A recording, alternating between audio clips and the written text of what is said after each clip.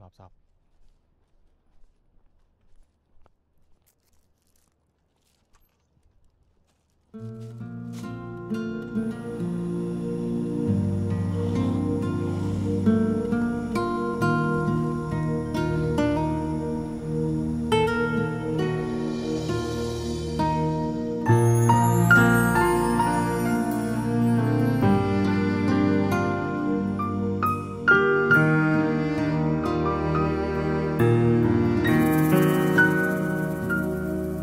在主面前细细数算神的恩典，我才明了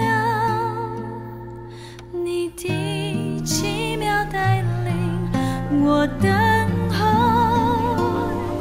愿能摸着你的心意，未来的哇，米拉站，呀，有陽光啊！走在你就係火柴窿啦。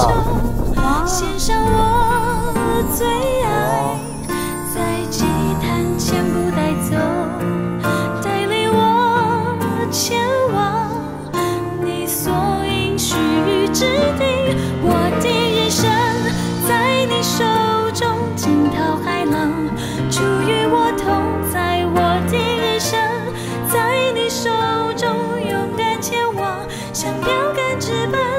我的人生在你手中甘心順服，到最終獎賞。我的人生在你手中，我深知道我的一生在你手中。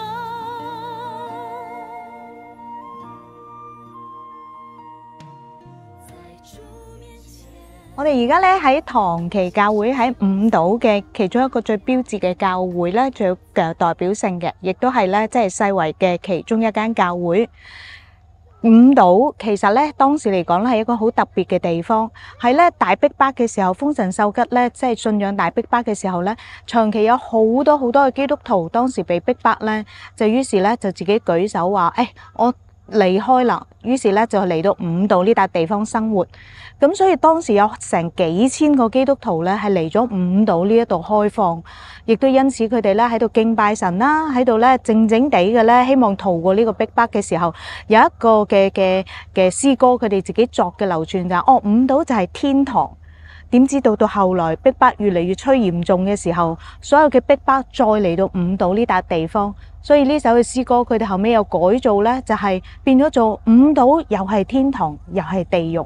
你要想像到當時係幾咁艱辛，到咧明治維新咧可以咧即係光復嘅時候咧，呢一度就係咧喺五島嘅其中第一間嘅教會，當時咧係木造嘅，而家見到嘅呢一個咧。係咧紅磚嘅教會咧，係第二代，係佢哋第二代嘅神父咧去咧建造嘅嚇。當時喺五島呢笪地方，亦都咧成為咧當地好多嘅村民裏邊嘅祝福，因為咧呢啲嘅傳教士唔單止去做慈惠嘅工作，有孤兒院啦，亦都有教育啦，甚至咧好好嘅教導佢哋聖經，佢哋好好嘅敬拜神，喺呢一度有美好嘅教會嘅生活。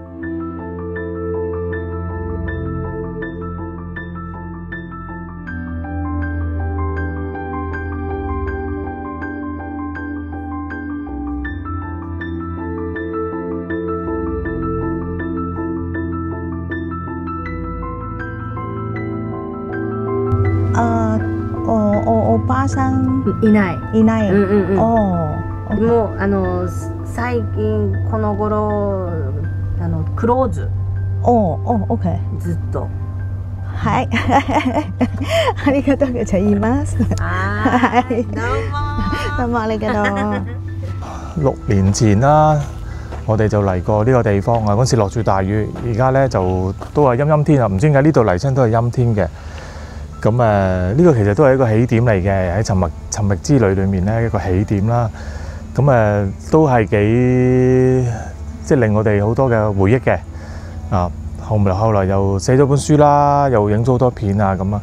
咁嗰時都係喺呢度咧，都俾我哋好多嘅感動。不過好即係裡面咧唔能夠去錄影啦，咁所以都大家自己親自嚟睇啦。咁呢個地方都係值得我哋一嚟嘅。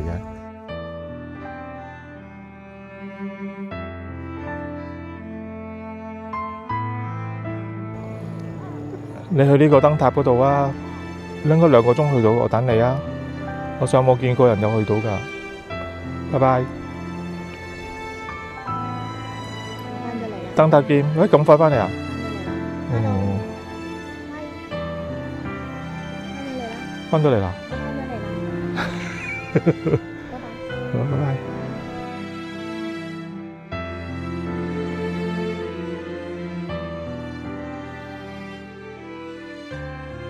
到咗我哋呢個年紀，有隻貓喎。到咗我哋呢個年紀，除咗睇貓，仲會咧喺度諗咧，係啊，即係其實地上嘅日子唔會再有多60-70年，唔會。我哋話佢咧，只係一個咧地上嘅旅程啊。到他日返天家嘅時候，我哋見到天家會同天父講乜嘢咧？會同天父講就係：哇，點解又咁噶？乜你咁噶？定係我哋同天父講：哇，好好喎！多謝主你俾我呢個嗰個呢啲嘅經驗，呢啲嘅體會。有雨水，而家又開始有嚿大雲喺上面，亦都咧有陽光。而且我哋返到天家嘅時候，就同天父講：主要原來咧，你俾我哋地上係咁樣咁樣噶。係咪有啲唔同呢？好期待呢個嘅旅程會繼續嘅精彩。多謝主，